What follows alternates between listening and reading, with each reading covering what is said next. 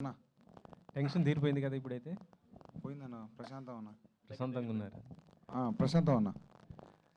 ఈ సినిమా మీరు మొత్తం కూడా రియలిస్టిక్గా తీసారా, లేకపోతే ఏమైనా చేంజెస్ ఏమైనా కొద్దిగా చేసినట్టు ఉన్నారా సినిమాటిక్గా? చేసినాం అన్న, చేంజెస్ చేసినాం.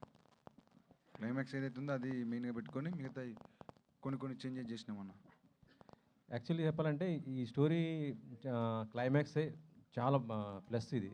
అవును. సో అంటే మీ ఆ స్టోరీ ఇచ్చిన వాళ్ళు యాక్సెప్ట్ చేశారండి అసలు దీన్ని ఫస్ట్ ఏమైనా ఇలా చేస్తానంటే?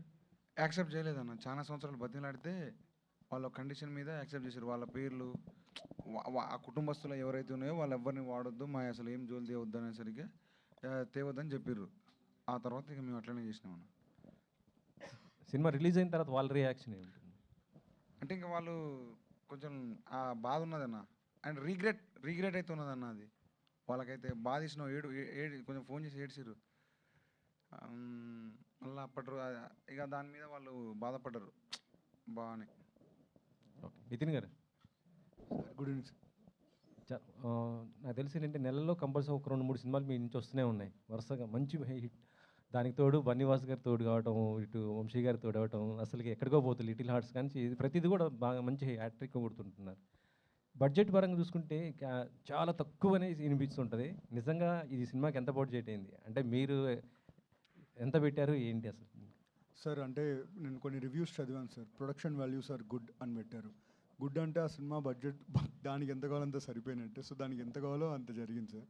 అండ్ ఆల్సో ఆ డిసిప్లిన్ ఉంది కాబట్టి ప్రొడక్షన్లో ఇవాళ ఇన్ని ప్రాజెక్ట్స్ టర్న్ అవుట్ అవుతూ ఆ బిజినెస్ కూడా వర్కౌట్ అవుతుంది సార్. లేదు అంటే దీన్ని మనం ఇప్పుడు హైదరాబాద్లో పెట్టి సెట్టింగ్స్ వేసి తీస్తే ఆ న్యాచురాలిటీ ఫీలింగ్ కూడా రాదు కదా. సో దీన్ని వీ ప్రొడ్యూస్ ఇట్ నాట్ మరీ ఏదో చీప్ బడ్జెట్ కాదు సార్.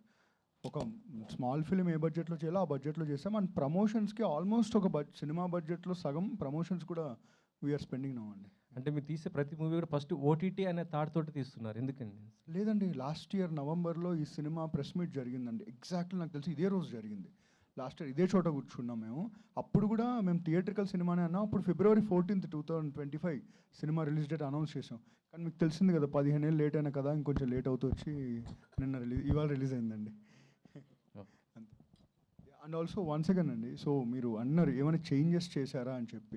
కొన్ని చేంజెస్ అయితే మీడియా వాళ్ళు కొంతమంది అన్నారు క్లైమాక్స్లో ఇంకా ఏం జరిగింది అని క్యూరియాసిటీతో. ఒరిజినాలిటీలో ఇంకా గట్టిగా ఉందండి, బట్ మనకున్న లిమిటేషన్స్లో కొంచెం దాపెట్ట. ఇంకా ఒరిజినాలిటీలో చెప్పాలంటే వెంకన్న పాత్ర ఎవరైతే చేస్తున్నారో రియల్ లైఫ్ క్యారెక్టర్లో అతని సమాధి అతనే కట్టుకున్నాడండి. అది రియల్ లైఫ్లో. సో అన్ని సినిమాలు చెప్పలేం కదా. నితిన్ గారు అమ్మా అన్న, cinema spine chilling unpredictable block buster. ఇది మేము ఎక్స్పెక్ట్ చేయలేదు ఈ రేంజ్లో ఎమోషనల్ రైడ్ ఉంటుందని. అంటే ఒక డౌట్ ఏంటంటే సినిమా రిలీజ్ అవ్వక ముందు 24-48 అవర్స్ నుంచి ఒక మీమ్ అండ్ స్పెక్యులేట్ అవుతుంది బాగా ఒక మూవీ గురించి. హీరో క్యారెక్టర్ ఏదో సమ్ పిసుక్కొని చనిపోతాడు అని చెప్పి. సో అది ఎలా వచ్చిందండి? అండ్ చాలా వరకు స్ప్రెడ్ అయ్యి దాని నుంచి చాలామంది అడుగుతున్నారు ఏంటి ఇది నిజమేనా అని. అది సినిమాలో లేదు. సో దాని మీద మీ ఒపీనియన్ ఏంటి? ఇదని చెప్తాడండి అన్న. ఐ సారీ ఇట్లా మాట్లాడచ్చు. అవి విసుకోకపోయినా మీ గుండెలు విసుకుతుంది కన్నా. అంటే ఏం చెప్తున్నారా? అదే అన్న, అర్థమైందన్న.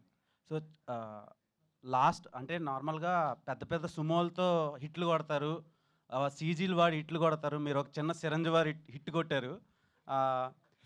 ఈ రేంజ్ రెస్పాన్స్ చూసి మీకు ఏమనిపిస్తుంది? ఆడియన్స్కి ఏం చేద్దాం అనుకుంటున్నారు? Audience thank you so much. ఏదైతే నేను నమ్మినో ఊరోని అనుకొని వచ్చినో ఆ ఊరినే నేను చూపించిన, మీ ఊర్లను మీకు చూపించిన, ఆ ఊరు మీకు నచ్చిందని నచ్చింది. దాన్ని ఇష్టపడ్డందుకు థ్యాంక్ యూ సో మచ్.